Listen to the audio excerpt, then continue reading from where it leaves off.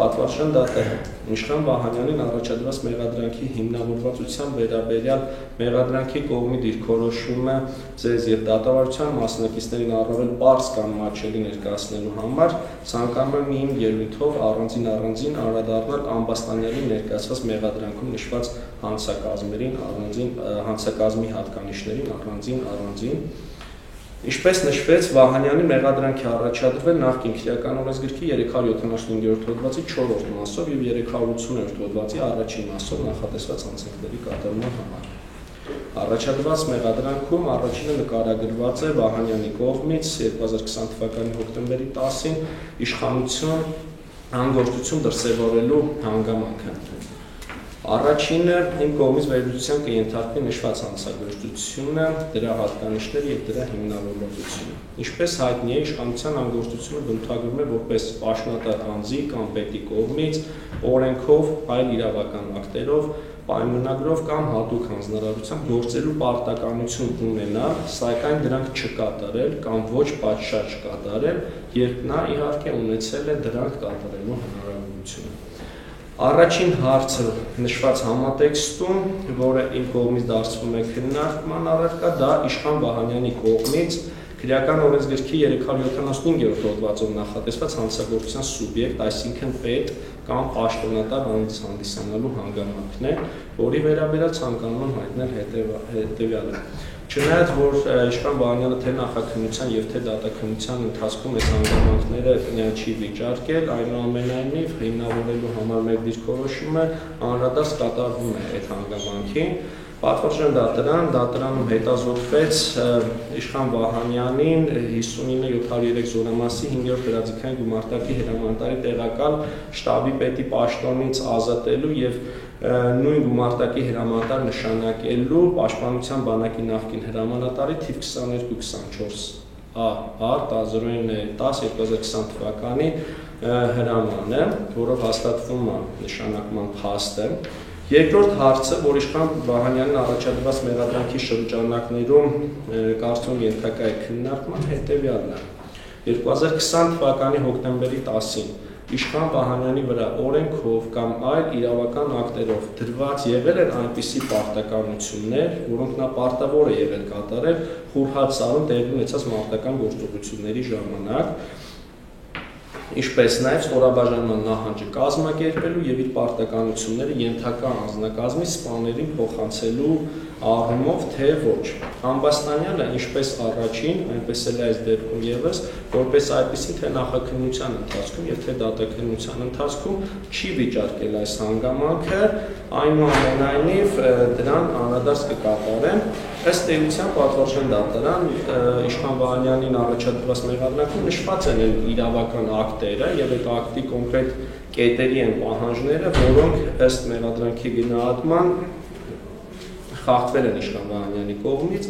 դա զինված ուժերի ներքին ծառայության կանոնագիրքը հաստատելու մասին օրենքի 13-րդ հոդվածն է, որը կարճ ասած բովանդակում է հետևյալը, որ յուրաքանչյուր զինծառայող պարտավոր է անձնուրաց կերպով, չխնայելով սեփական արյունը, նույնիսկ կյանքը, պաշտպանել հայրենիքը,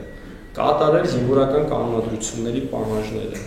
խիզախ լինել զինվորական պարտքի կատարման ժամանակ։ Իսկ նույն օրենքի 73 եւ 89-րդ հոդվածներով, որպեսզի ամբողջությամբ չմեջբերեմ, առանձնացնեմ այն կարևոր կետերը, որոնք կարծում ենք, որ առավել եւս չեն պահպանվել Իշխան Վահանյանի կողմից իրեն մեղսագրված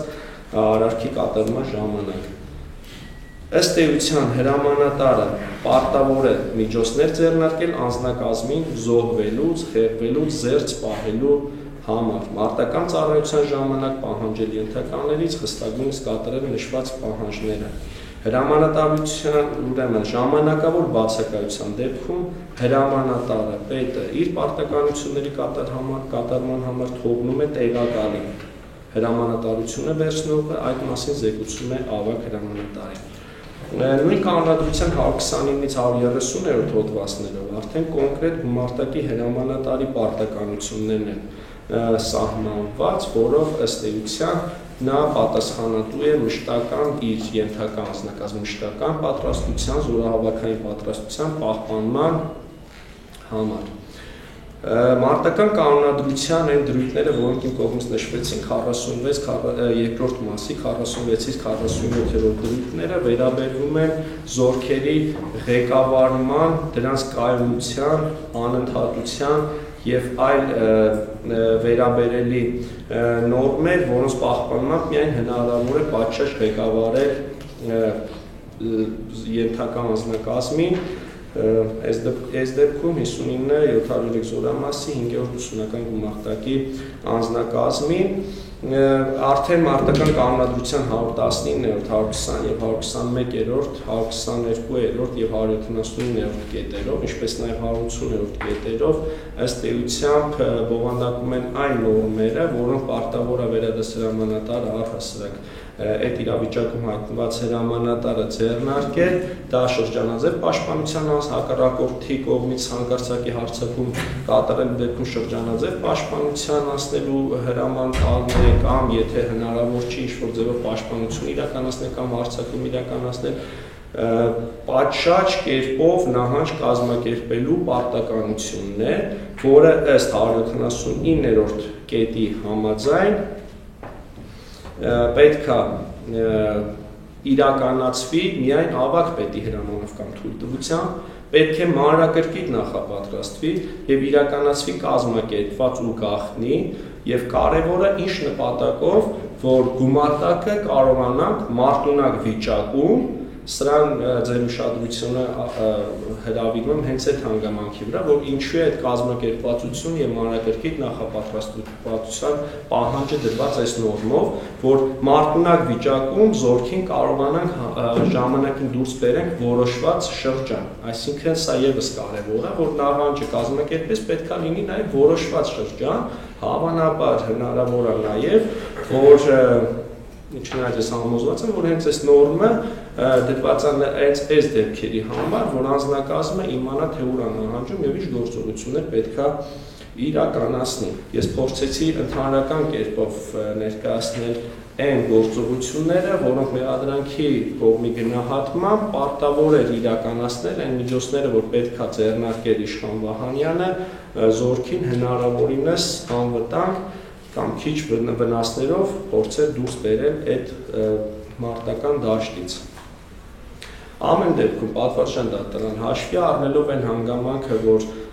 այս նորմերը վերաբերում են զինվորական ծառայության սահմանված կարգին, ես ցանկանում եմ այս հանգամանքի քննարկման առումով նաև հիշատակեմ դատաքննության ընթացքում հարձակումված Նորայր Վոլոդիայի Կարապետյանի ցուսմունքը, ով ըստ էության պնդեց իր նախաքննության ընթացքում ցուսմունքը եւ հայտնեց հետեւյալը, որ մարտական գործողությունների ժամանակ ստանալով մարտական խնդիրը հրամանատարը ղեկավարվում է ստացված մարտական հրամանով եւ նախապատրաստում է մարտական գործողությունը պաշտպանությունը առաջնորդվելով մարտական կանոնադրություններով, հրահանգներով եւ զինված ուժերի ներքին ծառայության կանոնագրքով։ Պատերազմական գործողությունների ժամանակ գումարտակը այս շրջանում իրականացնում է պաշտպանություն, որը մարտական հերթապահություն չի համարվում։ Մարտական գործողությունների ժամանակ գումարտակի հրամանատարը համաձայն մարտական կանոնադրության 2-րդ մասի համապատասխան հոդվածներով նախատեսված պահանջների պարտավոր է նախապատրաստել եւ վարել մարտը կանոնադրության դրույթներին համապատասխան, ելնելով իրավիճակից, իսկ մարտի ժամանակ գումարտակի հրամանատարի վիրավորվելու դեպքում համաձայն մարտական կանոնադրության 2-րդ մասի 2-րդ գլխի եւ ներքին ծառայության կանոնագրքի նա պետք է ընդունի որոշում եւ իր պարտականությունների հանձնի ենթակա պաշտոնատար անձանցից որևէ մեկի տեղակալներին, իսկ նրանց բացակայության դեպքում վաշտերի հրամանատարներից որևէ մեկի։ Այս հարցի վերաբերյալ ըստ էության նաև ցուցմունք տվեց Կարեն Արստամյանը, որը 18-րդ հրաձգային դիվիզիայի նախկին հրամանատարն է, եւ նշեց, որ ըստ մարտական կանոնագրքերի վիրավորման դեպքում մարտի դուրս գալու պարագայում հրամանատարը սահմանված կարգի համաձայն պարտավոր է իր լիազորությունները եւ իր մոտ առկա կապի միջոցները փոխանցել իրեն փոխարինողին եւ այդ մասին հայտնել վերադաս հրամանատարին։ Նաև այդ մասին ցուցմունք տվեց նույն զորամասի 59-703 զորամասի օպերատիվ բաժանմունքի նախկին պետ, շտաբի պետի տեղակալ Ռյուրիկ Սիմեոնովը, ով նշեց, որ ըստ մարտական կանոնադրության նահանջը պետք է իրականացվի կազմակերպված, որպեսզի ենթակա անձնակազմը տեղյակ լինի իր հետագա գործողությունների մասին, իմանա, թե որ ուղղությամբ է դուրս գալու եւ չընկնի խուճապի մեջ։ Նշեց նաեւ, որ գումարտակի հրամանատարի կողմից վիրավորում ստանալու եւ մարտադաշտը դիրքը լքելու անհրաժեշտության դեպքում նա պարտավոր է փոխարեն նշանակել պաշտոնակատար, հանձնել ղեկավարման միջոցներ։ Իրենց զորամասի դեպքում հայտերա տեսակի ռադիոկայանը, որպեսզի իրեն փոխարինողը հնարավորություն ունենա վերադասի հետ կապ հաստատել։ Հիմա պատվարժան դատարան ըստ էության իմ կողմից նշված իրավական ակտերով, ինչպես նաև որպես մասնագետ, այսպես ասեմ, որպես զինծառայող Նորայր Կարապետյան, ինչպես նաև մյուս այլ վկաների ցուցմունքներով, կարծում եմ, որ ակնհայտ է, որ գործով հաստատվել է որ 10-10-2020 թվականի դրությամբ գումարտակի հրամանատար հանդիսացող Վահանյանի վրա ՀՀԶ ներքին ծառայության կանոնագրքի եւ մարտական կանոնադրության անպատասխան մասով մարտական կանոնադրության առաջադրված մեղադրանքում նշված կետերով դրված պարտականությունները առկա են եղել։ Մյուս հարցը, որ պաշտոնական անգործության հանցակազմի առկայությունը կամ բացակայությունը հաստատելու համար կարծում եմ, որ ենթակա է քննարկման հետևյալն է. արդյոք դեպքի օրը Իշխան Վահանյանը որպես գումարտակի հրամանատար կատարել է իր վրա իմ կողմից թվարկված պարտականությունները, թե չէ։ Չնայած որ կրկնվում եմ պատվարժան դատարան, այնուամենայնիվ դա եւս կարևորում է մեկ անգամ եւս նշել, մենք պետք է հասկանանք եւ ըստ էության դուք դատավճռում պետք է դրան անդրադառնանք, արդյոք այս հանգամանքներին, թե Իշխան Վահանյանը այդ պարտականություններ ունենալու տիրույթում, արդյոք արիաբար, հմտորեն, չխնայելով սեփական արյունը եւ նույնիսկ կյանքը պաշտպանել է հայրենիքը, թե դրսևորելով վախկոտություն, խնայելով կյանքը, ամեն հնարավոր առիթ օգտագործել իր պարտականությունները չկատարելու համար։ Հակառակորդի հանկարծակի հարձակման պայմանավորված իրավիճակի կտրուկ փոփոխության դեպքում արդյոք Իշխան Վահանյանը ավագ պետի ընդհանուր մտավասման սահմաններում ընդունել է նոր որոշում եւ խնդիրները առաջադրել ենթակա ստորաբաժանումներին, այդ համատեքստում արդյոք ընդունել է մարտական կանոնադրությամբ սահմանված հնարավոր որոշումներից մեկը, չգիտեմ, շրջանաձև պաշտպանության անցնելու մասին հրաման կամ նահանջ կատարելու հրաման կամ առհասարակ որևէ ուղղություն սահմանվել է Իշխան Վահանյանի կողմից, թե ոչ, թե 20-ից 30 րոպեների ընթացքում գտնվելով Սարի ներքևի հատվածում գտնվող ճանապարհի մոտ դրսևորել է անգործություն։ Այս առումով ցանկանում եմ պատվարժան դատարան հղում կատարել քրեական գործով դատարանում հետազոտված հետևյալ ապացույցներին, եթե նախորդ երկու դեպքերում ըստ էության Իշխան Վահանյանի կողմից եւս չէր վիճարկվում հանգամանքները, որ ինքը անցածել է պաշտոնատար անձ եւ ունեցել է իր վրա դրված այդ պարտականությունները, ապա այս դեպքում արդյոք կատարել է իր այդ պարտականությունները, թե ոչ, Իշխան Վահանյանը չհամաձայնվեց մեղադրանքի հետ, այսպես ձևակերպեմ եւ նշեց, որ բերելով անձնակազմի խոճապահար վիճակը, ինչպես նաև իր վիրավորումը, նշեց, որ ըստ էության ինչքան որ հնարավոր է եղել կատարել է իր պարտականությունները, մասնավորապես տվեց հետևյալ բովանդակությամբ ցույց ասեց, որ 2020 թվականի հոկտեմբերի 10-ին, երբ հակառակորդը սկսել է կրակել Խորհրդ Սարի ուղղությամբ, իր ենթակայության ներքո գտնվող անձնակազմը խոճապահար վիճակում սկսել է իջնել Սարից։ Այդ ընթացքում ինքն աճ ազդրի շրջանում ստացել է բեկորային վիրավորում եւ հասկանալով, որ ստացված վիրավորումով հնարավոր չէ այլևս մնալ մարտի դաշտում, իր մոտ առկա ռադիոկապով կապվել է զորամասի հրամանատար Արթուր Խարամյանի հետ եւ ներկայացրել տիրող իրավիճակը։ Հրամանատարին փոխանցել է նաև իր ստացած վիրավորման եւ հրամանատարությունը Հայկաց Գրիգորյանի փոխանցելու մտադրության մասին։ Վերջինս Հայկաց Գրիգորյանի ներկայությամբ ռադիոկապով սահմանել է այն ուղղությունը, որով անհրաժեշտ է եղել դուրս գալ մարտի դաշտից, այսինքն նահանջել, որի ընթացքում մոտավորապես 20-ից 30 րոպե մնալով տեղանքում եւ հասկանալով, որ Գրիգորյանը կազմակերպում է նահանջը, վերջինիս է փոխանցել նաև իր կապի միջոցները եւ թվով 7 զինծառայողների հետ, որոնց թվում է եղել նաև զինծառայողներից Մոնթեն ավտոմեքենայով դուրս է եկել մարտի դաշտից։ Նշեց նաև, որ Հայկաց Գրիգորյանը եւ նրա հետ մարտի դաշտում մնացած մյուս սպաները մշտապես կապի մեջ են գտնվել վերադասարանատարության հետ, այսինքն ստորաբաժանումների ղեկավարումը ըստ չի տուժել եւ սահմանված կարգով իրականացվել է ղեկավարումը։ Նշեց նաև իր ունեցած տեղեկություններով նահանջը կազմակերպելուց հետո գումարտակի անձնակազմի տարաձայնություններ է ունեցել վերադասարանատարության հետ նահանջի ուղղության հետ կապված, ինչի պատճառով մի մասը գնացել է նախանշված Սարուշենի ուղղությամբ, իսկ մյուս մասը Հադրութի, ինչի պատճառով ընկել են շրջափակման մեջ։ Ըստ Վահանյանի գնահատման նշեց, որ իր դեմ վկայություն տրված սպաները եւ զինծառայողները օգտվում են այն առիթից, որ Վահանյանը գտնվում է անազատության մեջ եւ իրենց մեղքը որպես այդպեսին ցանկանում են բարթել միայն իշխան Վահանյանի վրա, սակայն ինչպես նշեցինք, իր մեղքը չի ընդունել, կրկնվում եմ, սակայն ցանկանում եմ ևս նշել, որ կարծում եմ, որ մեր գնահատումը մեղադրանքի կողմ գնահատմամբ նման բովանդակություն ցույց տալով իշխան Վահանյանը նպատակ է հետապնդում խուսափել քրեական պատասխանատվությունից։ Մինչդեռ մենք դատաքննության ընթացքում ունեցանք մոտ 4 տասնյակ վկաներ, ինչպես նաև տուժողներ, որոնց ցուցմունքներով կարծում եմ, որ հերքվել է իշխան Վահանյանի կողմից նշված հանգամանքները։ Դրանցից հիշատակեմ մի քանիսը։ Վկա Արթուր Քարամյանի ցուցմունքը, ով 59-703 զորամասի նախկին հրամանատարն է եղել, ով ցուցմունք տվեց, ըստ էության պնդեց իր նախաքննական ցուցմունքը նաև դատարանում հետևյալ բովանդակությամբ, որ ինքը 2020 թվականի հոկտեմբերի 5-ից նշանակվել է որպես զորամասի հրամանատար, ապա վերադասարանատարության միջնորդությամբ արդեն իշխան Վահանյանն էլ իր կողմից նշանակվել է որպես 9-րդ հրաձգային գումարտակի հրամանատար, նշեց, որ 2020 թվականի հոկտեմբերի 9-ի Խուրհատ-Սարում պարտական պաշտպանության անցել է զորամասի ուսումնական գումարտակը հենց իր հրամանով, ապա արդեն անդրադառնալով 2020 թվականի հոկտեմբերի 10-ին տեղի ունեցած դեպքերին նշեց, որ իշխան Վահանյանը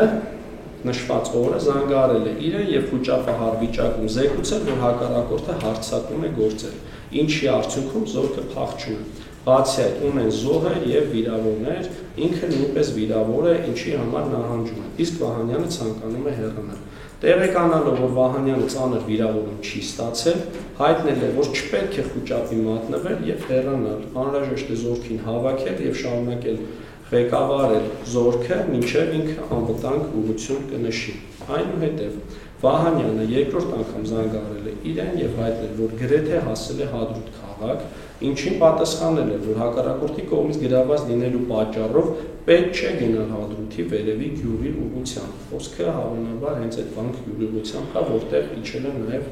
անձնակազմը։ Սակայն այդ ընթացքում տեղյակ չի եղել, որ Վահանյանը չի կատարել իր հրամանը եւ առանձնացել է գումարտակի անձնակազմից։ Նշեց նաեւ, որ ինքը որևէ կերպ տեղեկացված չի եղել Վահանյանի կողմից հրամանատարությունը այլ սպայի հանձնելու մասին, մինչդեռ այդ մասին նա պարտավոր է եղել հայտնել։ Ինքը դեպքի օրը գումարտակի սպաների կապի մեջ է գտնվել միայն իշխան Վահանյանի հետ։ Եթե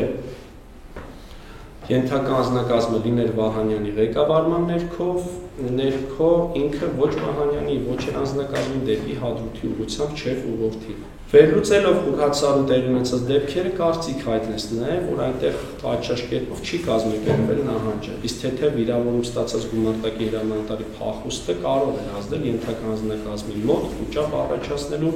եւ նմանատիպ զոհեր տալու տեսանկյունից։ Պատվարժան դատարան հաշվի առնելով, որ Վահանյանը հարցաքննվելիս նշեց, որ սպաները ցուցմունքներ են տալիս եւ որոշակիորեն փորձում են քրեական պատասխանատվությունից ազատել եւ մեղքը բարթել միայն իր վրա, իսկ արդեն նաեւ ձեր մոտեցումը հաշվի առնելով, որ դրանից հետո ձեր կողմից որոշում կայացվեց, որ նաեւ հարցաքննվի Արթուր Քարամյանը լրացուցիչ հարցաքննվի, հավանաբար նաև այդ հարցերը բարձելու համար, ինչպես արեցինք օրինակ Հայկաս Գրիգորյանի դեպքում, այստեղ ձեր ուշադրությանն եմ ցանկանում հրավիրել Ռուբիկ Սեմյոնովի ցուցմունքի այն հատվածի վրա, հաշվի առնելով Արթուր Քարամյանի ցուցմունքի արժանավատությունը գնահատելու առումը,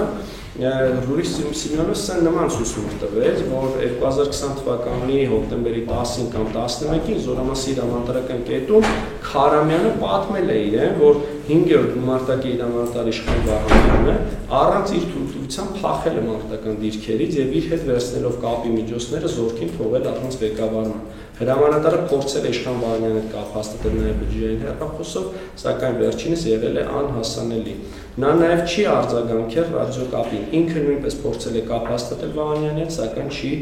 հաջողվել։ Իրենց ունեցած տեղեկությունների համաձայն Իշխան Վահանյանի կողմից մարտական դիրքերը փաստացի թողնելուց հետո անձնակազմը խոճապահար վիճակում գնացել է Հադրութ տանող ճանապարհով եւ Վանք գյուղում հայտնվել շրջափակման մեջ։ Այսինքն պատվարժանդատը ըստ էության Արթուր Քարամյանի ցուցմունքը, որը նշում է, որ ինքը տեղյակ չի եղել եւ ըստ էության կապի մեջ է գտնվել միայն Վահանյանի հետ, նաեւ որպես անուղղակի ապացույց հիմնավորվում է նաեւ Ռուրիկ Սիմեոնովի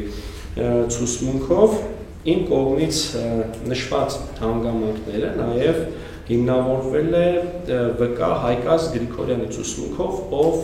հանդիսացել է ուսումնական գումարտակի հրամանատարի տեղակալը շտաբի պետը, ով ևս 2 օր է, որ նշանակված եղել է պաշտոնում։ Հայկազ Գրիգորյանը դատարանում 2 անգամ հարցաքննվեց եւ ըստ էության տվեց հետեւյալ ցուցմունքները, որ Գումարտակի ներսում միմյանց միջև կապ են պահպանել ICOM տեսակի ռադիոկայաններով, իսկ գումարտակի հրամանատարի մոտ բացի մեր նշված ներքին կապը եղել է նաև այտերա տեսակի ռադիոկայան, որի միջոցով նա կապ է հաստատել Վերադաս հրամանատարության հետ։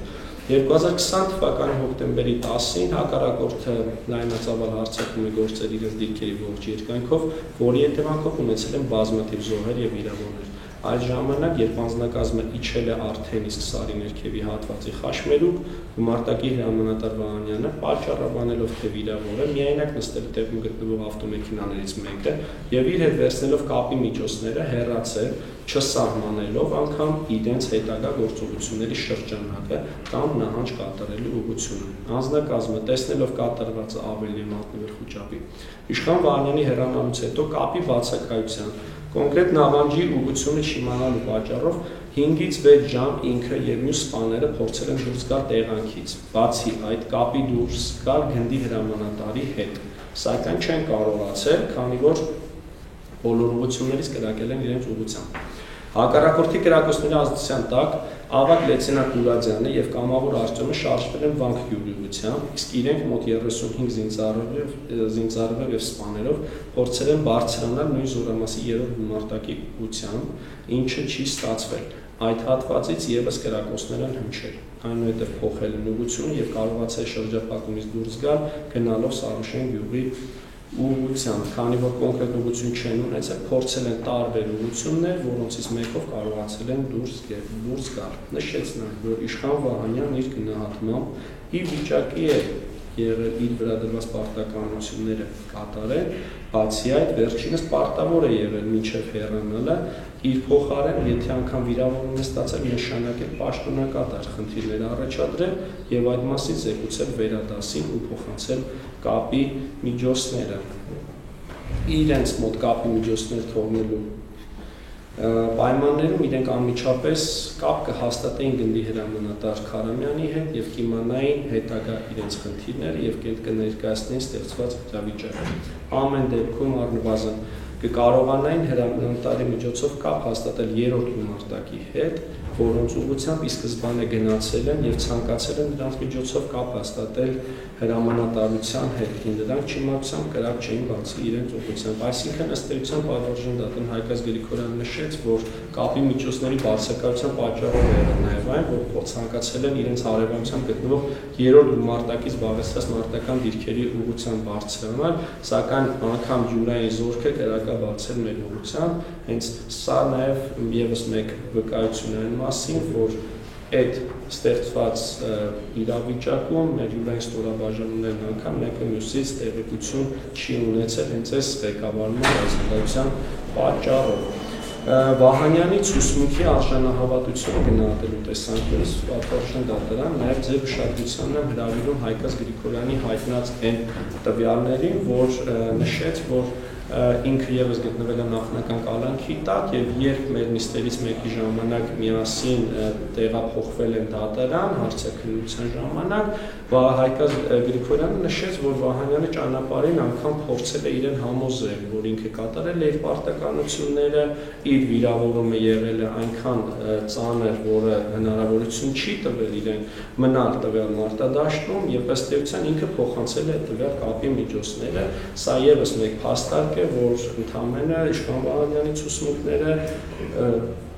նպատակ են հետապնդում ընդամենը հերքել իրեն առաջադրված մեղադրանքը։ Այս առումով նաև կատարելու եւ չկատարելու հետ կապված Իշխան Վահանյանի կողմից իր պարտականությունները կրկին անդրադառնամ Արստամյանի ցուցմունքի այն հատվածին, որ նշել է, որ Խուրհատ Սարի վրա Իշխան Վահանյանը ենթակա ստորաբաժանման ծառայություն է իրականացրել, այդ օրը հակառակորդի դիվերսիոն խմբերին հաջողվել է ներթափանցել Հադրութ քաղաք,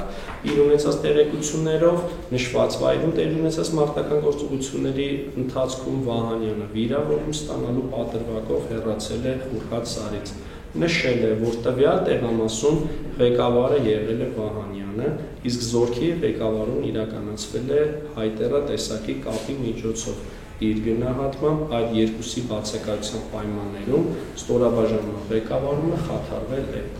Պատվարժան դատարան ըստ էության Հայկազ Գրիգորյանի կողմից տրված ցուցմունքը հիմնավորվել է նաև զորամասի մյուս սպաներ Վազգեն Վարդանյանի, Արսեն Ղարիբյանի, ստեղ Ղարիբ Ջավադյանի, նույնաբովանդակ ցուցմունքների, որոնք ըստ էության պնդել են կապի միջոցներն իրենց չփոխանցել Վահանյանի կողմից կապի միջոցներն իրենց չփոխանցելու հանգամանքը, կոնկրետ նախանշված որոշված դիրք, որտեղ պետք է իրենք նահանջեին, այդ նման որոշում չկայացնելը Վահանյանի կողմից եւ ինչպես նաեւ այդ թույլ վիրավորում ստանալու հանգամանքը, դրանց մանրամասն չանդրադառնամ, կրկին խնայելով մեր ժամանակը Վահանյանի կողմից Խուրհատ Սարում տեղի ունեցած դեպքերի ժամանակ անգործություն դրսևորելու հանգամանքը հիմնավորվել է նաև գործով որպես ուժող ճանաչված Արման Արմանյանի, Արթուր Հարությունյանի, Նիկոլայ Ստեփանյանի, որի ցուցմունքը հրապարակվել է, Դավիթ Սահակյանի, Արսեն Այվազյանի, Ռուստան Թումանյանի, Էրիկ Գասպարյանի, Ալբերտ Գրիգորյանի, Նարեկ Սիրունյանի, Էրիկ Խաչատրյանի, Ռոբերտ Վարդանյանի, Կարեն Մանուկյանի եւ Արայիկ Գալստյանի նույնաբովանդակ ցուցմունքներով ըստ էության բոլորով ներկայացրեցին Խուրհատ Սարում տեղի ունեցած դեպքերը եւ ներկայացրեցին ըստ էության ղեկավարում չունենալու հանգամանքը։ Ես այս ցուցմունքներից կցանկանամ առանձնացնել օրինակ դուժող Հարությունյանի դատաքննության ընթացքում տրված ցուցմունքը, որը նշեց, որ Խուրհատ Սարում Իշխան Վահանյանից գտնվել է 2 մետր հեռավորության վրա, ով շատ ազատ տեղաշարժվել է այնտեղ տեղի ունեցող մարտական գործողությունների ժամանակ։ Իր համար անսպասելի, հանկարծակի Վահանյանը հայտնեց, որ վիրավոր է ու սկսեց քայլել կաղանով։ Սակայն ինքը որևէ վիրավորում կամ արյան հետ Վահանյանի վրա չի նկատել։ Եթե վերջինս բեկորային վիրավորում ստացած լիներ մարտադաշտում, ապա ինքը ևս պետք է վիրավորվեր, քանի որ իրենց միջև հեռավորությունը շատ քիչ է եղել եւ այդ ընթացքում իրենց մոտ որևէ պայթյուն չի եղել։ Մինչ Վահանյանի հեռանալը վերջինս իրենց որևէ այդ թվում որպես օրինակ շրջանաձև պաշտպանության անցնելու հնարավորություն չի տվել կամ չի սահմանվել ինչ-որ ուղղություն, որով պետք է իրենք դուրս գային։ Նշեց նաև, որ իրենք Վանք գյուղում շրջափակման մեջ են հայտնվել այն պատճառով, որ որևէ մեկն իրենց չի հայտնել, որ Հադրութում հակառակորդ կա, այլապես այդ ուղղությամբ չէին շարժվի։ Նման իրավիճակում հայտնվել են ոչ պատշաճ ղեկավարման եւ հստակ հրամանների բացակայության պատճառով։ Դուժող Արսեն Այվազյանը նշեց, որ Հովհաննես Մուրադյանի ղեկավարությամբ նահանջող խմբի հետ եղել է Հովհաննես Մուրադյանի խմբի հետ, սակայն վերջինիս գործողություններից հասկացել է, որ նա ևս տեղյակ չէ, թե ուր պետք է գնան եւ ինչ միջոցներ ձեռնարկեն տեղանքից դուրս գալու համար։ Իրենց մոտ կապի միջոցներ չեն եղել եւ կապը կարողացել են հաստատել բացառապես բջջային հեռախոսներով։ Դուժող Սահակյանը, Դավիթ Սահակյանը նշեց, որ երբ իջել են մարտական զբաղեցրած մարտական բնագծերից, լսել է, որ մայորը նկատի ունի Վահանյանին, գնացել է, շրջվել եւ նկատել է իրենցից հեռացող դատարկ կամազը։ Իրենցից որևէ մեկը տեղյակ չի եղել, թե ինչ պետք է անեն ու ուր գնան։ Ամեն դեպքում որևէ մեկը չի տեղեկացրել, որ Հադրութում արդեն հակառակորդն է։ Երբ նահանջել են այդ կողմ, Քերի մականունով կամավորականը զանգահարել է Վահանյանին եւ շատ կոպիտ տոնով հարցրել նրա գտնվելու վայրը, ինչին Վահանյանը պատասխանել է, որ վիրավոր է եւ գտնվում է հոսպիտալում, անգամ այդ ընթացքում չհայտնելով, որ Հադրութում արդեն հակառակորդն է։ Հարություն Համբարձումի Մարտիրոսյանի ցուցմունքով նշել է, որ 2020 թվականի հոկտեմբեր 10-ից մինչև 12 նկատ ժամանակահատվածում Զորան գումարտակի սպառողության գծով տեղակալով զոհված Արտուշ Արզումանյանի հետ Տող-Գյուղի հոսպիտալում հանդիպել է Վահանյանի եւ նրանից Արտուշ Արզումանյանը վերցրել է Իշխան Վահանյանի պատկանող այդ հայտարարտեսակի ռադիոկայանը եւ վկա 59-703 զորամասի իրեն գույքի նախկին պայստապետ սերժանտ Ալբերտ Արթուրի Քարամյանի ցուցմունքով, որով նա նշել է, որ 2020 թվականի հոկտեմբերի 10-ից 15-ը Իշխան Վահանյանին պատկանող հայտարարտեսակի ռադիոկայանը հայտնաբերել է թիկունքում ծավալված այդ թիկունքային կետի մոտակայքում։ Կարծում եմ, որ այս կողմից նշված ցուցմունքներով եւս հաստատվում է Հայկազ Գրիգորյանի եւ մյուս սպաների այն մոտեցումը, որ ըստ էության Հայկազ Գրիգորյանը, Իշխան Վահանյանը Հայկազ Գրիգորյանի եւ մյուսներին ռադիոկապ չի փոխանցել, որը փոխանցվել է օրեր անց արդեն Տող-Գյուղում գտնվող հոսպիտալում։ Այստեղ ես պատվաստում եմ դատել նաև ձեր ուշադրությունը հրավիրում շարքային Մոնթե Տիգրանի Պողոսյանի ցուցմունքին, ըստ էության, եթե որևէ կերպ հնարավոր է իր մոտ նաև կասկածներ առաջանան, որ օրինակ սպայակազմը ինչ-որ ձևով կփորձի իրեն վերագրվող հնարավոր արարքները մեղսակրել Իշխան Վահանյանին, բայց այդ նույն փաստարկը իմ համար ընդունելի չի վկաների մասով։ Ըստ էության ես նշեցի, որ Իշխան Վահանյանը իր պատճառաբանությունները, իր արդարացումները բերելով նշում է, որ ինքը վիրավոր է եղել եւ վիրավորների հետ դուրս է եկել այդ տվյալ տեղամասից, սակայն Մոնթե Պողոսյանը հերքեց նաեւ այդ հանգամանքը, նշեց, որ ինքը այլ վիրավորների հետ այո դուրս է եկել Խորհրդասարում տեղի ունեցած մարտական գործողությունների ժամանակ եւ ըստ էության նշեց, որ Իշխան Վահանյանը իրանց հետ չի եղել եւ անգամ ժամկետային զինծառայողը նայելով Իշխան Վահանյանի աչքերի մեջ նշեց, որ այն տվյալները, որոնք դատարանում եւ նախաքննության ընթացքում Իշխան Վահանյանը նշում է, այն փաստական հանգամանքները, թե ինչ կերպով են դուրս եկել այդ Խորհրդասարից եւ վիրավորների հետ ինչ կերպ են հասել Տող-Գյուղ, հերքեց եւ նշեց, որ Մոնթե Պողոսյանը նշեց, որ այդ հանգամանքները, որոնք Իշխան Վահանյանն ներկայացնում է, իր պատմածներն են, որոնք ինքը Վահանյանին հայտնել է արդեն հոսպիտալում գտնվելու ժամանակահատվածում, ինչպես նաև նշում է Իշխան Վահանյանի առողջական վիճակի վերաբերյալ տվյալներ եւ նշում է, որ իր մոտ ամեն դեպքում շատ ծանր վիրավորում ստացած սպայի տպավորություն չի թողել Իշխան Վահանյանը, այսինքն անգամ ժամկետային զինծառայողներ այս մասով ըստ էության հերքում են Իշխան Վահանյանի կողմից տրված ցուցմունքները եւ արժանահավատությունը գնահատելու առումով կարծում եմ կարևոր նշանակություն ունի նաեւ այդ հանգամանքը։ Մյուսը պատվաստան դատարան, մենք նաեւ դատաքննության ընթացքում ունեցանք երկու ցուցմունքներ, այնտեղ ուժող Ռուստամ Թումանյան եւ Նստո Նստոյան, ովքեր ցուցմունք տվեցին հակառակ այն իմ կողմից թվարկված 3 տասնյակից ավելի ապացույցների, որ իրենք տեղյակ չեն եղել, թե ուր են գնում եւ հակառակորդը որ հատվածում է գտնվում, այս երկու վկաներ նշեցին, որ կամավոր արդյունք քննարկման արդյունքում մենք պարզեցինք, որ Հադրութում մեր անձնակազմը մնացել է շրջափակման մեջ եւ իրենք ցանկացել են գնալ Հադրութում, որպեսզի շրջափակումից դուրս բերեն։ Կարծում եմ, որ իմ կողմից թվարկված ապացույցներով այս ցուցմունքների արժանահավատությունը հերքվում է, այնուամենայնիվ, եթե չհերքվի եւ մեկ բառ դիտարկենք որպես արժանահավատ ցուցմունքներ, ես կարծում եմ, որ այս ցուցմունքները եւս գնահատման են արժանի այն պատճառաբանությամբ, որ այս երկու անձանց ցուցմունքները եւս վկայում են մասին, որ պատշաճ ղեկավարում չի եղել եւ ըստ էության որոշումը կայացող է եղել ոչ թե վերադաս հրամանատարը գումարտակի անձնակազմը, այլ կարող է որոշում կայացնել տվյալ իրավիճակում, օրինակ ինչ-որ կամավորական, իսկ որոշման կայացման մեջ իրենց դերը կատարեն նաեւ ժամկետային զինծառայողներ, որը կրկին խոսում է ղեկավարման բացակայության մասին։ Այստեղ մեկ ցուցմունքի եմ ցանկանում անդրադառնալ, դա Վիգեն Ծադրյանի ցուցմունքն է, ով Զորամասի կապի ծառայության պետն էր, միայն ինքն էր, որ նշեց, որ անձնակազմը համալրված եղել է ըստ էության բոլոր կապի միջոցներով, եւ թե Հայգազ Գրիգորյանը, եւ թե Վազգեն Վարդանյանը եւ մյուսները ունեցել են վերադաս հրամանատարության հետ կապվելու բոլոր հնարավորությունները, այստեղ պատվիրժան դատարան կարծում եմ, որ Վիգեն Ծադրյանի ցուցմունքը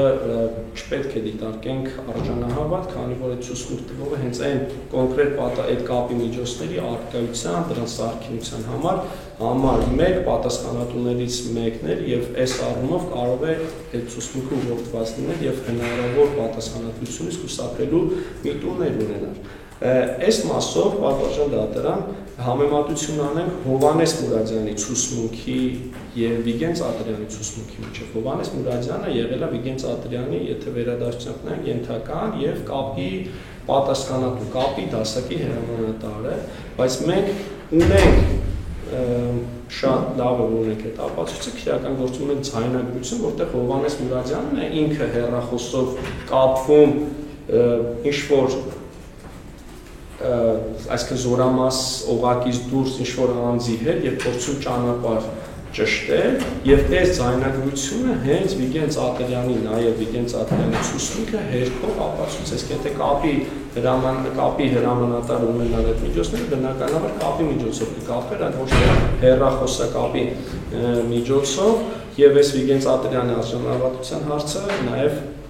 առաջարկում եմ ձեզ նաև քննարկման առարկա դարձնել նաև այդ հանգամանքը։ Հիմա այնուամենայնիվ պատվիրժան դատարան գնահատելով քրեական գործում առկա ապացույցները գտնում եմ, որ իմ կողմից հրապարակված այս ապացույցներով անվերապահորեն հիմնավորվում է, որ Իշխան Վահանյանը 2020 թվականի հոկտեմբերի 10-ին Ուրհաթ Սարում տեղի ունեցած մարտական գործողությունների ժամանակ գտնվելով նշված հատվածում չի իրականացրել որևէ գործողություն, որն ուղղված կլինի իր վրա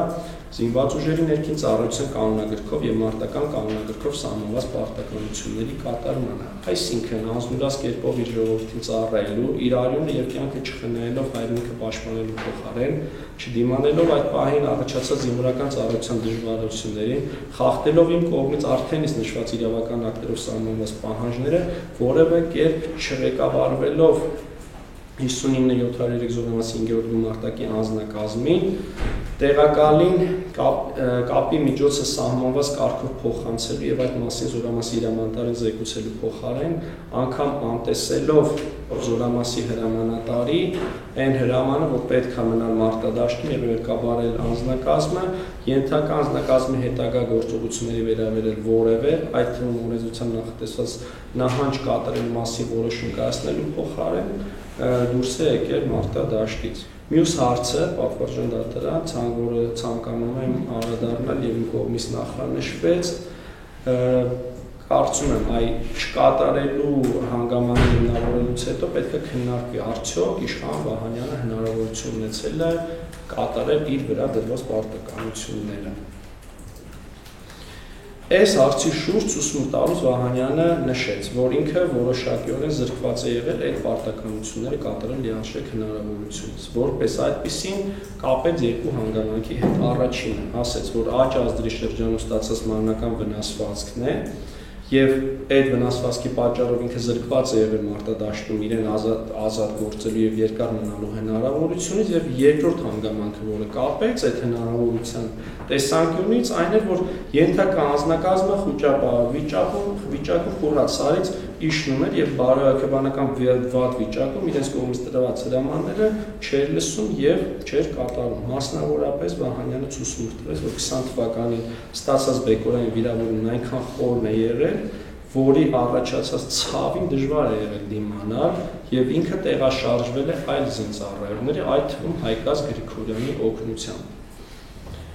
Իմ կողմից հնչեցված այն հարցին, թե ինչ պատճառաբանությամբ է, որ 2020 թվականի սեպտեմբերի 20-ին ստացած նույնական անձնական վնասվածքի պայմաններում ինքը մնացել գումարտակի հրամանատարական կետում եւ շարունակել ծառայությունը, իսկ խուքած սարում տեղի ունեցած դեպքերի ժամանակ որոշել դուրս գալ մարտի դաշտից, Վահանյանը պարզաբանեց, որ թեև բժշկական փորձաքննությամբ նշված են նույնանման վնասվածքներ, այնուամենայնիվ խորհրած սարում ստացած վիրավորումը շատ ավելի խորն էր, որը չի արտանագրվել դատաբժշկական փորձաքննության եզրակացությամբ, ինչպես այն մյուս դեպքերում, կարծում եմ այս դեպքում ևս ամբողջությամբ հերկվում է Իշխան Վահանյանի կողմից նշված հանգամանքը, մասնավորապես Արթուր Խարամյանը այս մասով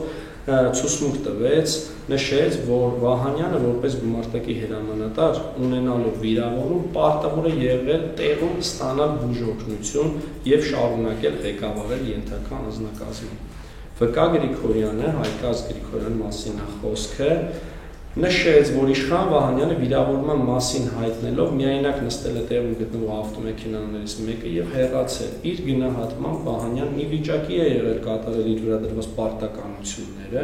ավելի նրա գործողություններն իրեն կասկածելի են թվացել, քանի որ վիրավորին ինքը ասոցացնում է այնպիսի վնասվածքներ ստացած անձի հետ, որի դեպքում անձը զրկվում է ինքնուրույն տեղաշարժվելու հնարավորությունից, ներողություն, այլապես իր գնահատմամբ գլխացավը կամ ոտքի ցավը իր համար վիրավորում չէ, այստեղ եւս հիշեցնեմ պատվարժան դատարան, որ Հայկազ Գրիգորյանը նշեց, որ տեղափոխման ժամանակ եւս Հայկազ Գրիգորյանը իրեն Իշխան Վահանյանը համոզել է, որ դատարանում դրած չարցակնվելու ժամանակ ինքը եւս հաստատի, որ Իշխան Վահանյանը իբր ծանր վիրավորում է ստացած եղել։ Կարեն Արստամյանը ցուցմունք է տվել այն մասին, որ թեև վիրավորումը, որը կյանքին վտանգ սպառնացող չէ, որ թեթև վիրավորումը, որը կյանքին վտանգ սպառնացող չէ, հնարավոր է բուժել նաև մարտադաշտում։ Ամեն դեպքում ցանկացած հրամանատար պարտավոր է գտնվել իր զորքի կողմին եւ կատարել վերադասի ցուցումները։ Կարծում եմ, որ այս հանգամանքը, որ հնարավորություն ունեցել է իր ստացած վիրավորումով Իշխան Վահանյանը մնալ մարտադաշտում եւ կատարել իր վրա դրված պարտականությունները, հիմնավորվել են նաեւ կողմից թվարկված վկաների եւ դժողների ցուցմունքներով, որոնց կրկին ժամանակը խնայելու առումով չեմ ցանկանում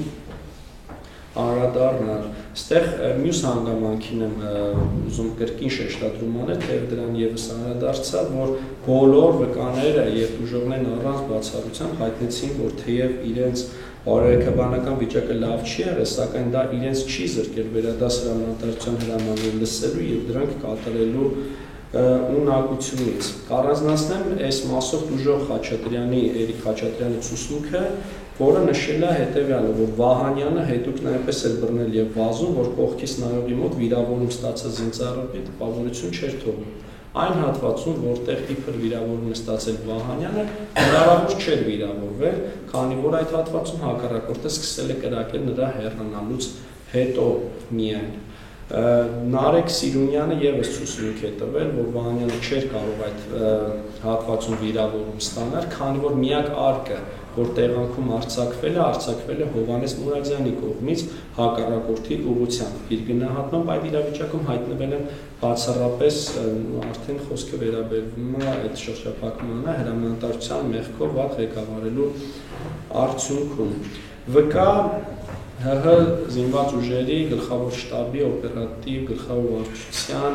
սպա Նորայր Կարապետյանի ցուցմունքին կցանկանամ կատարել, նշում է, որ յուրաքանչյուր զինծառայող իր մոտ ունենում է անձնական սանիտարական պարագաներ եւ դրանով կարող է ցուցաբերվել բուժօգնություն։ Ամեն դեպքում, եթե զինծառայողը կարողանում է ինքնուրույն տեղաշարժվել կամ գործել, չպետք է թողնի անձնակազմը եւ հեռանա։ Այս առումով պատվարժան դատարան իհարկե ելույթի հետագա ընթացքում հետագա կետերին անդրադառնալուց նաեւ ձեր կողմից սա իրականացված հարցմանը անդրադարձ կկատարի, սակայն այստեղ եւս հիշատակ եմ, որ ձեր կողմից զինված ուժերի գլխավոր շտաբ ուղարկած գրությանի պատասխան եւս իհարկե չհասցրեցի այդ գրությունը ստանալ, բայց ամեն դեպքում բովանդակությունը հիշում եմ, հետեւյալ բովանդակության պատասխաններ եկել, որ յուրաքանչյուր յուրաքանչյուր զինծառայող ունի իր սանիտարական այդ միջոցները եւ վիրավորման դեպքում պարտավոր է այդ առաջնահերթ այդ վիրավորման դեմը կամ այդ բուժօգնությունը ստանալ մարտադաշտում, այլ ոչ թե այլ վայրերում։ Դատաբժշկական փորձագետի թիվ 0131 եզրակացությունը կառուցնասնեմ, սրանով հիմնավորվել է, որ Իշխան Վահանյանը մարմնական վնասվածքը ստացել է աճ ազդրի վերին երրորդականի հատվածում կույր բեկորային վիրավորման ձևով եւ առաջացել է պայթյունից բեկորի հետևանքներով, առաջացած բեկորների հետևանքով հնարավոր է որոշման նշված ժամկետում եւ պատճառվել է առողջության թեթև վնաս, առողջության կարճաթև քայքայումով։ Մենք փորձագետներին եւս հարցաքննեցինք, իհարկե Արկադի Չախոյանին հարցաքննեցինք դատարանում, Արշակ Ալեքսանյանին հնարավոր չեղավ հրապարակեցինք ցուցմունքը, այս երկու վկաներն էլ, փորձագետներն էլ նշեցին, որ այդ ստացած վիրավորումներով Վահանյանը չի զրկվել, ազատ չէ, բայց չի զրկվել տեղաշարժվելու եւ ինքնուրույն գործելու հնարավորությունից։ Հնարավոր է ընդհանրապես որոշակի սահմանափակումներ, սակայն գործելու հնարավորությունից չեն զրկել։ Ես այս փորձագետի եզրակացությունների վերլուծության տիրույթում պատվարժան դատարան նաեւ ձեր ուշադրությանը հրավիրեմ այս փորձաքննության հետազոտական մասին։ Այս փորձաքննությամբ Իշխան Վահանյանի վրա հայտնաբերվել են երկու մանրական վնասվածքներ։ Առաջին վնասվածքը, եւ որն ըստ Իշխան Վահանյանի դատաբժշկական փորձաքննության ընթացքում, թե նախաքննության, թե դատաքննության ընթացքում հայտնած տվյալները ինքը ստացել է Խորհրդ սարում տեղի ունեցած մարտական գործողությունների ժամանակ։ Ըստ հետազոտական մասի այդ մանրական վնասվածքները ունեցել են 1.5 անգամ 1 սանտիմետր չափսեր, այսինքն 1.5-ից 1 սանտիմետր չափսեր, իսկ երկրորդը, որը էլի ըստ Վահանյանի խոսքերի ստացել է 2020 թվականի սեպտեմբերի 29-ին, այսինքն դեպքից մոտավորապես 10 օր առաջ, ունի 2.7 եւ 1 սանտիմետր չափսեր։ Ամեն դեպքում իմ համար մաթեմատիկական այդպես գիտելիքներից չեմ փայլում, բայց այն առաջի վնասվածքը ոնց որ չափերով ավելի մեծ է, բայց տեսեք, այս մեծ չափերով այդ մանրական վնասվածքների դեպքում Իշխան Վահանյանը շարունակել է իր պարտականությունների կատարումը մինչև 2020 թվականի հոկտեմբերի 2-ը։ Սակայն այն ավելի փոքր վնասվածքի դեպքում ըստ Վահանյանի այնքան խորներ էր, որ այդ ցավերին հնարավոր չի եղել դիմանալ եւ թողել գնացել է արդեն բուժումը ստացիոնար իրավիճակներում շարունակելու նպատակով։ Պատվարժան դատարան Իշխան Վահանյանի կողմից մարտադաշտում մնալու եւ իր պարտականությունները կատարելու հնարավորությունը հիմնավորվել է նաեւ դատաքննության ընթացքում դատարանի կողմից սրան արդեն անդրադարձ կատարեցի խոսքը հենց այդ հարցման պատասխանի մասին է։ Այսպիսով ելնելով վերոգրյալից վերը նշված ապացույցները համադրելով քրեական գործում առկա մյուս ապացույցների հետ կարելի է փաստել, որ Իշխան Վահանյանը թե ստացած վիրավորման եւ թե զորքի բարոյահոգեբանական վատ վիճակում գտնվելու պայմաններում հնարավորություն ունեցել է իրականացնել իր վրա դրված պարտականությունները եւ մնալ մարտադաշտում կամ ստանալ բուժօգնություն հենց այնտեղ, ինչը չի կատարել եւ նախընտրել է հոսպիտալ տեղափոխվելը։ Քանի որ նկարագրված ներկայացված անձնակազմի նյութական է, երկու բառով նաև անդրադառնամ Իշխան Վահանյանը առաջադրված մեղադրանքում նշված հետևանքներին, կարծում եմ, որ իմ կողմից վկայակոչված ապացույցներով այն մասով, որ որևէ մեկը տեղեկություն չի ունեցել, թե ինչ պետք է անի եւ ինչ գործողություններ ձեռնարկի եւ որ ուղղությամբ գնա, հիմնավորվել է նաեւ այս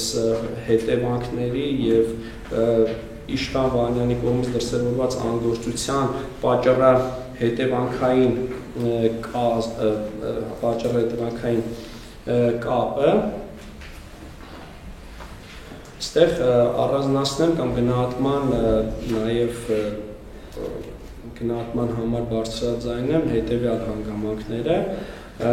պատվարժան դատարան, ինչպես դիտվում է քրեական գործով հետազոտված ապացույցներից հիմնավորվել է, որ վերադաս հրամանատարությունը, Զորամասի հրամանատար Քյարամյանի գլխավորությամբ տեղյակ եղել է հակառակորդի կողմից հադրութում գտնվելու մասին։ Այդ մասին խոսակցության ժամանակ հայտնել է Իշխան Վահանյանին։ Սակայն վերջինս այդ մասին թե խորհրդարանում գտնվելու, թե կամավորականի հետ հեռախոսով զրուցելու ժամանակ չի փոխանցել։ Այս համատեքստում ցանկանում եմ նաև ձեր ուշադրությունը հրավիրել այն հանգամանքին, որ քրեական գործում եղած ապացույցներով հիմնավորվում է նաև, որ հադրութ չգնալու եւ սահմանված ուղղության նշված չլինելու պարագայում Հովհաննես Մուրադյանի եւ Քեռի Մակարոնով կամավորականների ուղղությամբ դեպի Վանք գյուղ իջած զինծառայողները հնարավորություն ունեցել են դուրս գալու, քանի որ Հայկազ Գրիգորյանի, Վազգեն Վարդանյանի եւ մյուս զինծառայողների ուղեկցությամբ դուրս եկած անձնակազմը առանց լուրջ մարդկային կորուստների կարողացել են դուրս գալ մարտի դաշտից, քրեական գործով հիմնավորվել է ընդհանրապես այդ ճանապարհին մեկ զինծառայողի վիրավորում ստանալու փաստը, այսինքն այս հանգամանքի ինչի քննարկման նաև առարկա դարձրեցի պատվաստան դատարան, հնարավոր է նաև բոլորի ձեր մոտ եւ նաև դատավարության ուսումնասիրող մասնակիցների մոտ այդ հարցը առաջանա, եթե չգիտեմ չգնային հադրութի ուղղությամբ բա ուր գնային, ամեն դեպքում կարծում եմ հենց այս Հայկազ Գրիգորյանի ղեկավարած ստորաբաժանման դուրս գալը եւ կորուստներ չունենալը հենց այն վառ ապացույցն է, որ ճանապարհ եղել է, որով հնարավոր եղել է այդ անձնակազմը դուրս գալ, սակայն չիմանալով հակառակորդի տեղակայման մասին գնացել է այդ ուղղությամբ։ Պատվաստան դատարան այս մասով, որ ավելի պատկերավոր եւ ավելի լավ կարողանանք գնահատել առկա իրավիճակը եւ այս հետևանքների առաջացումը եւ դրանք կապենք կամ չկապենք Իշխան Վահանյանի անգործ դրսևորած անգործության հետ, այս մասով այս հանգամանքին անդրադառնալիս ցանկանում եմ միայն հրապարակել Արսեն Ղուկասյանի կողմից դեռևս նախաքննության ընթացքում փոխանցած ձայնագրությունը, որը վերաբերում է իր եղբոր որդու եւ իր միջև տեղի ունեցած բջջային խոսակցությանը։ Այս հանգամանքը ավելի լավ կլիներ, որ մենք իրենց ձայներով լսեինք, հասկանայինք արդյոք այնտեղ խոճապ եղել է կամ արդյոք այս մարդիկ իմացել են թե որ ուղղությամբ գնան թե ոչ, բայց ամեն դեպքում այդ ձայնագրության արձանագրությունը կհրապարակեմ։ Ինչպես նշեցի, Արսեն Ղուկասյանը իր ցուցմունքով նշել է, որ 2020 թվականի հոկտեմբերի 10-ին այս դեպքի օրն է տեղի ունեցել այդ խոսակցությունը, ունի հետևյալ բովանդակություն այդ արձանագրությունը։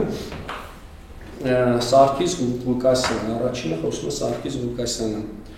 Ուզում ես տամ ավելի լավ իմացող մարդուն, թող ինքը տեղանքը նկարագրի, հետո զապիս արեք, ուղարկեք։ Արսեն Ղուկասյան, շուտ արեք, Սարգիս Ղուկասյան, արեք, ով գիտի տեղանքը, Մուրադյան, տվեք Մուրադյանին հեռախոսը, խոսքը հենց կապի դասակի հրամանատարի մասին, Հովհաննես Մուրադյան, վերցնում հեռախոսը, ախպեր լսում եմ, Արսեն Ղուկասյան, հա, ասա, միանգամից շուտ, Հովհաննես Մուրադյան,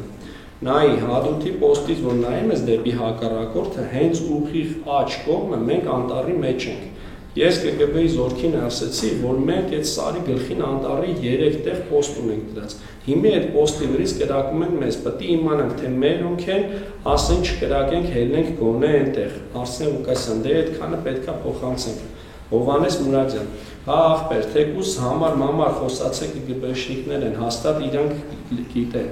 Արսեն Ղուկասյան, լավ, հենց հիմա կանենք։ Հովհաննես Մուրադյան, մեկին ասա հետս կապնվի, մեկ էլ ջոկենք զորքը ոնց կարանք տանենք ավելի ապահով տեղ։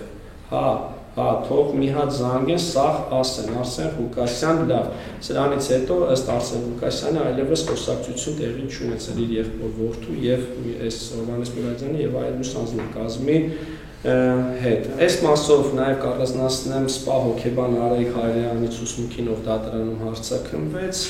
ըստ էության տվեց այնպիսի ցուցմունք, որ ինքը հուրացարում տեղի ունեցած մարտական գործողություններից հետո ընդունել է անձնակազմին, զրուցել է նրանց հետ եւ բոլորի ցուցմունքները գնահատելով եկել այն եզրահանգման, որ անձնակազմը գտնվել է խոճապահար վիճակում եւ այդ խոճապը ավելացել է մեծամասամբ նաեւ այն պատճառով, որ Իշխան Վահանյանը թեթև վիրավորման պատրվակով թողել է մարտադաշտը եւ լքել այն։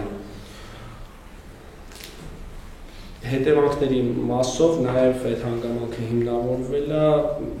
ՀՀ զինված ուժերի ԳՇ անձնակազմի կառավարման գլխավոր վարչությունից ստացված գրությամբ եւ կից ցուցակով, որտեղ արկա է զոհված, անհետ կորած կամ վիրավորում ստացած զինծառայողների տվյալները եւ պարտավորեն դատարան այս հանցակազմի քննարկման տիրույթում նաեւ ամեն դեպքում ցանկանում եմ անդրադարձ կատարել Վահանյանին առաջադրված մեղադրանքի սուբյեկտիվ կողմին, քանի որ ինչպես նշեցի, նրան մեղսագրված է նաեւ մարտական գործողություններին ակտիվ մասնակցություն չունենալու եւ սեփական կյանքը չվտանգելու անձնական շահագրգռվածության, իշխանության անգործություն դրսևորելու հանգամանքը։ Չնայած որ կարծում եմ իմ կողմից հրապարակված ապացույցները բավարար էին այդ հանգամանքը եւ Իշխան Վահանյանի դիտավորությունը, ինչպես նաեւ այդ շահագրգռվածությունը հաստատելու համար, բայց կարծում եմ, որ ավելի ճիշտ եւ ընդհանուր գնահատման տիրույթում նաեւ պետքա քննարկման առարկա դարձնենք Իշխան Վահանյանի թե հետ հանցավոր վարքագիծը եւ թե դրան նախորդող եւ հանցավոր վարքագծին նախորդող այդ վարքագիծը եւ այդ փաստերի գնահատմամբ եւս կարողանանք դուրս բերել, հասկանալ արդյոք այդ շահագրգռվածությունը որքանով է հիմնավորված սույն քրեական գործի նյութերի շրջանակներում։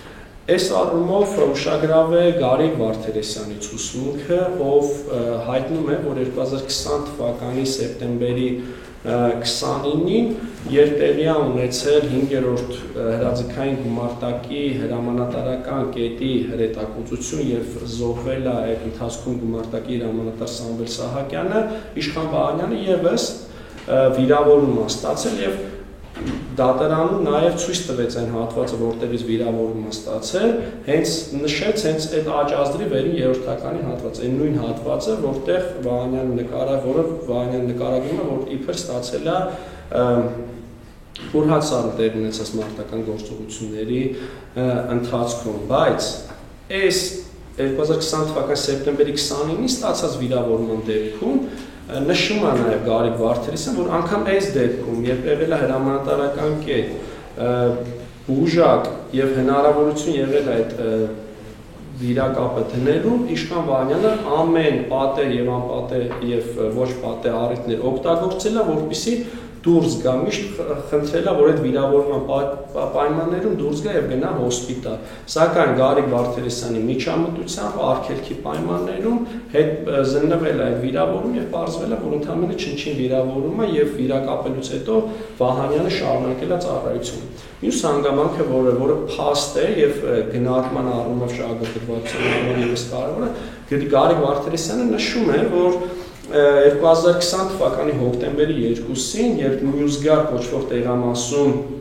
ենթակա անձնակազմը կրկին ընկնում է հրետակոծության տակ, իր հրամանով Իշխան Վահանյանը պետք է գնա եւ այդ անձնակազմին օգնություն ցուցաբերի եւ տեղում կազմակերպի այդ վիրավորների դուրսբերումը, սակայն հետագայում տեղեկանում է, որ առանց իր թույլտվությամբ Իշխան Վահանյանը գնում է, անգամ չի մտնում այդ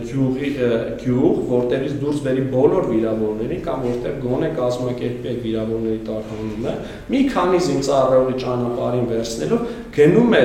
զինվորական հոսպիտալ եւ 2 օրվա ընթացքում չի գալիս հրամանատարական կետ։ Սա կարծում եմ այս առումով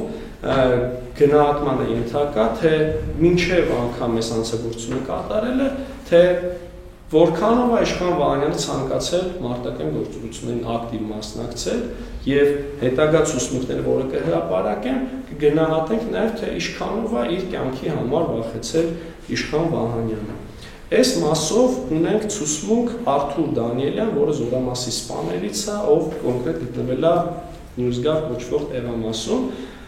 Նա իր դատաքննության եւ նախաքննության ընթացքում տրված ցուցմունքներով եւս հայտնեց, որ ստացել են վիրավորում, ունեցել են բազմաթիվ վիրավորներ, անգամ ինքն է վիրավոր եղել, սակայն Վահանյանը եկել է եւ իրենից մոտավորապես 2-ից 3 մետր հեռավորության վրա տեսնելով իրեն, ընդհանրապես հավաքելով մի քանի վիրավորների, առանց որևէ այլ միջոց ձեռնարկելու մյուս վիրավորներին դեպի հոսպիտալ տեղափոխելու, դուրս է եկել եւ այս նույն հատվածում վիրավորում այս հատվածում գտնված վկաներից նաեւ ցանկանում եմ մեջ բերել Վահագն Բարսեղյանի ցուցմունքը, որը հրապարակվել է, զոհվել է այս սպան եւ ըստ էության Վահագն Բարսեղյանը կրկին նկարագրում է նույն իրավիճակը, ասում է անգամ, սակայն այս անգամ երբ որ Իշխան Վահանյանը եկավ այս վիրավորներն էր դուրս գնում, անգամ չբարեհաճեց մեքենայից դուրս գար, նստել էր մեքենայի մեջ։ Այս նույն ցուցմունքները տալիս են նաև Ռոման Դոլինյանը, Սերգեյ Առաքելյանը եւ ինչն է այս մարդկանց մոտ տպավորում է, որ Իշխան Վահանյանը երբ որ եկել է վիրավորներին դուրս բերելու եւ բոլորի գնահատման պետք է ինքը իրանց տեղը զիջեր գոնե մեկ ավել վիրավոր դուրս բերելու, դուրս չի բերել, լավ ամեն դեպքում կազմակերպում էր, այդ ձև էր կազմակերպում։ Բոլորը նշեցին իրանց ցուցմունքներ, որ Իշխան Վահանյանը անգամ ավտոմեքենայից դուրս չի եկել։ Կարծում եմ այդ հանգամանքների եւս, եթե ընդհանուր գնահատման տիրույթում նայենք, եւս վկայում փաստերեն մասին, որ անգամ այս նյուզգյալում տեղ ունեցած դեպքերի ժամանակ Իշխան Վահանյանը իր ծառայության ընթացքում փորձել է հնարավորինս ապահով միջավայր ստեղծել իր ծառայության համար, հնարավորինս նվազեցնել այն վտանգները, որոնք կարող են իրեն կյանքի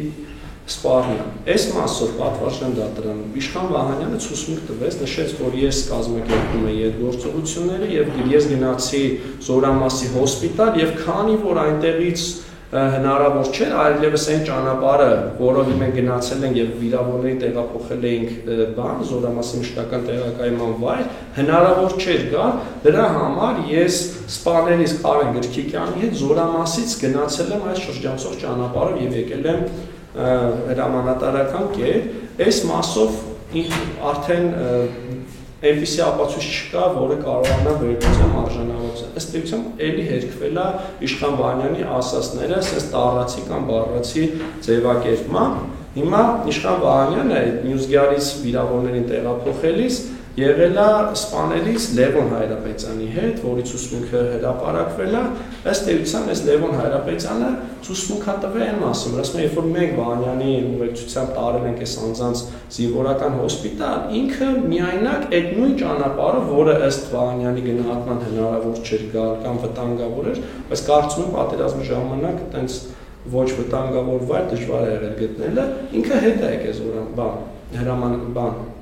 հրամանատարական կետ, իսկ Իշխան Վահանյանը ըստ էության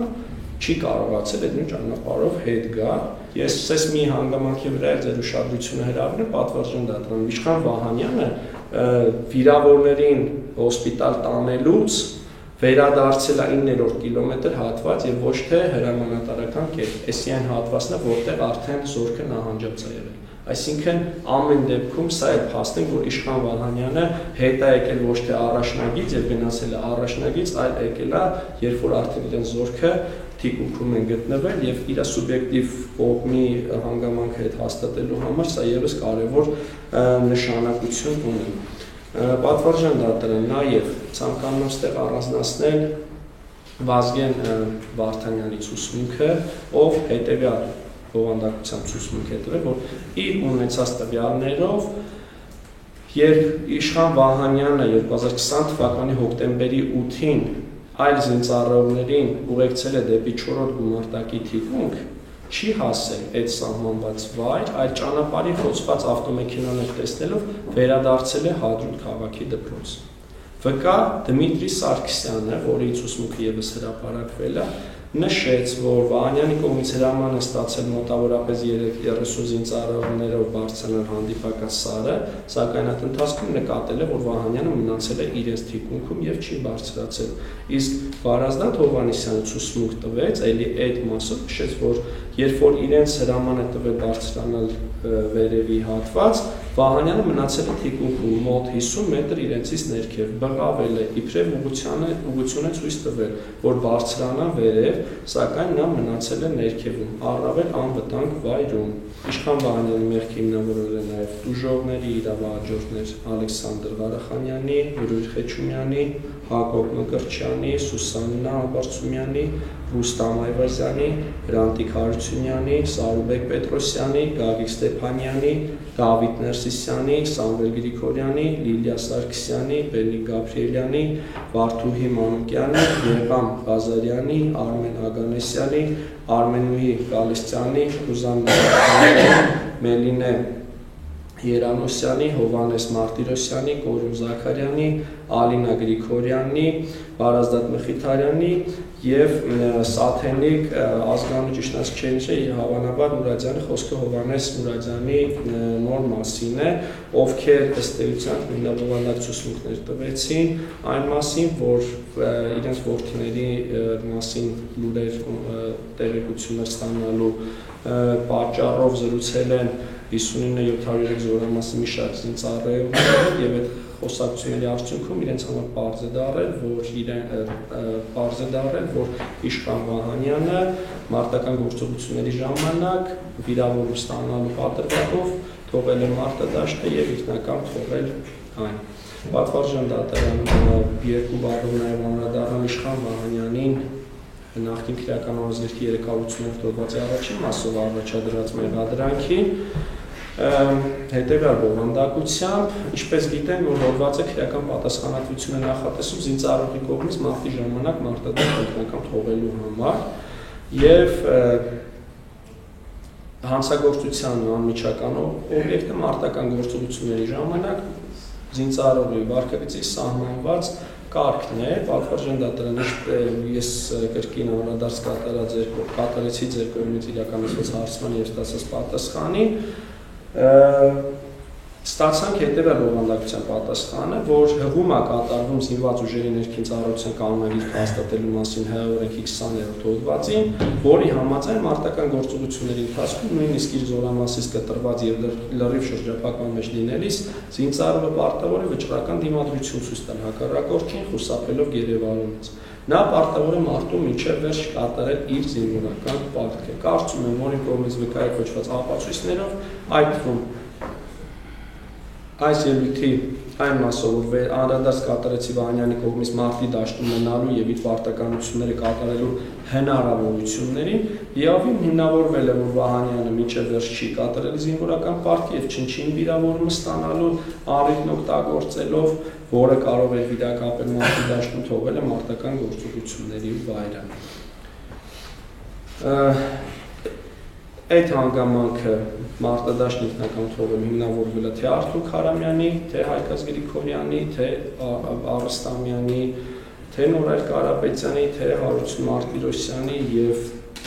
ցուցմունքներով, ինչպես նաեւ ըստ էության այն դատաբժշկական փորձաքննության եզրակացության եւ ցուցմունքներով, որոնցով հաստատվել է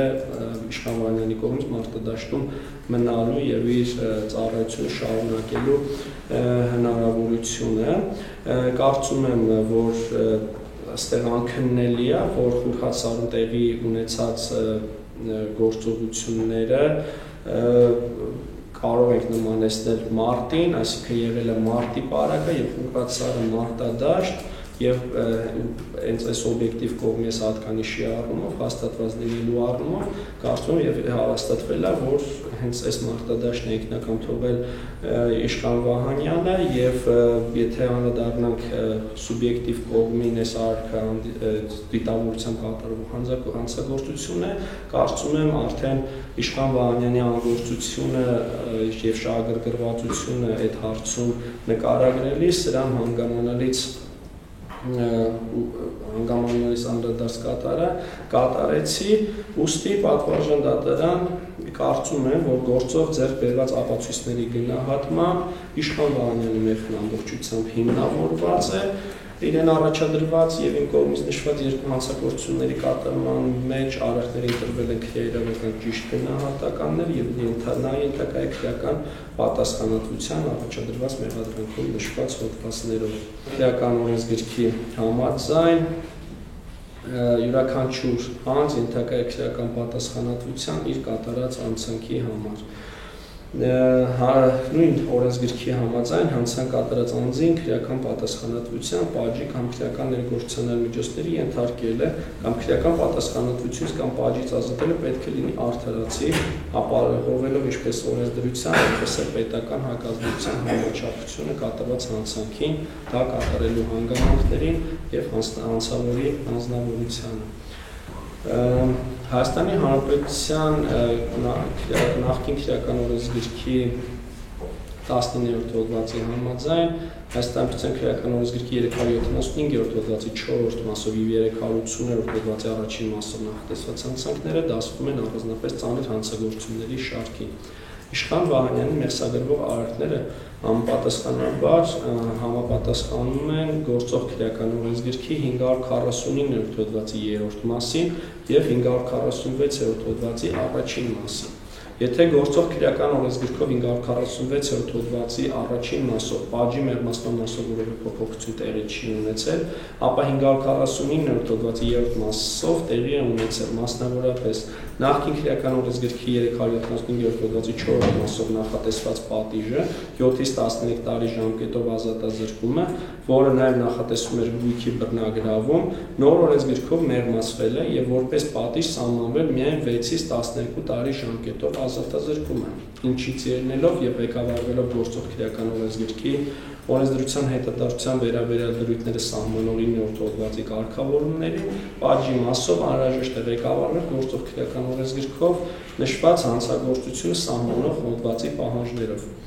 Մեղադրանքի կողմն ամբաստանյալի նկատմամբ պատիժ նշանակելու միջնորդություն կատարելիս հաշվի է առնում նաև վերջինիս կողմից կատարած հանցանքի բնույթն ու հանրային վտանգավորության աստիճանը, ամբաստանյալի անձը բնութագրող տվյալները, այն որ նա նախկինում դատապարտված չի եղել։ Միաժամանակ մեղադրանքի կողմը գտնում է, որ սույն գործով Իշխան Վահանյանի պատասխանատվություն եւ պատիժը մեղմացնող հանգամանք է հանդիսանում, պատիժը նշանակելու պահին վերջինիս խնամքին անչափահաս անձի առկայությունը։ Այսպիսով գտնում եմ, որ մեղադրող ապացույցները բավարար են Վահանյանի դատապարտելու համար, ուստի ելնելով վերագրյալից եւ ղեկավարվելով Հայաստանի Հանրապետության քրեական դատավարության օրենսգրքի 54-րդ եւ 354-րդ հոդվածներով միջնորդում եմ ամբաստանյալ Իշխան Վահանյանին մեղավոր ճանաչել Հայաստանի Հանրապետության նախկին քրեական օրենսգրքի 375-րդ հոդվածի 4-րդ մասով եւ 380-րդ հոդվածի առաջին մասով, 375-րդ հոդվածի 4-րդ մասով նախատեսված արարքի կատարման համար, որը համապատասխանում է գործող քրեական օրենսգրքի 549-րդ հոդվածի 3-րդ մասին, նշանակել պատիժ ազատազրկում 11 տարի ժամկետով, իսկ նախկին քրեական օրենսգրքի 380-րդ հոդվածի առաջին մասով ազատազրկում 9 տարի ժամկետով։ Նախկին քրեական օրենսգրքի 66-րդ հոդվածի կանոնների համաձայն պատիժները մասնակի գումարելով վերջնական պատիժ նշանակել ազատազրկում 18 տարի ժամկետով։ Իշխան Վահանյանի նկատմամբ նշանակվող պատժից հաշվանցել վերջինիս կողմից փաստացի կալանքի տակ գտնվելու 3 տարի 8 ամիս 8 օր ժամկետը եւ ամբաստանյալ Վահանյանի նկատմամբ ընտրված խափանման միջոց թողնել ուժի մեջ մինչեւ դատավճռի օրինական ուժի մեջ մտնելը։